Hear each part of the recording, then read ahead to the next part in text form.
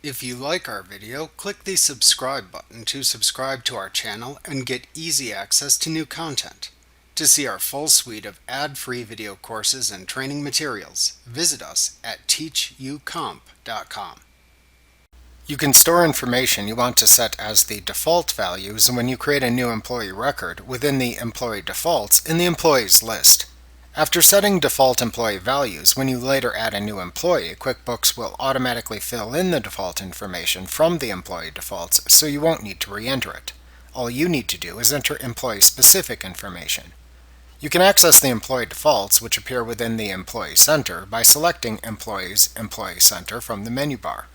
Then click the Manage Employee Information button that appears in the toolbar at the top of the Employee Center window and select the Change New Employee Default Settings command.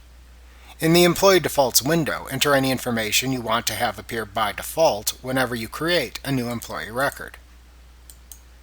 You can also set default tax information or default sick and vacation time information by clicking either the Taxes or the Sick/Vacation buttons to set default values for those categories in the separate Taxes Defaults and Sick and Vacation Defaults dialog boxes that then appear. After you have finished setting all your employee defaults, click the OK button to save them. Remember to click the subscribe button to see more of our videos. Get ad-free courses at teachucomp.com.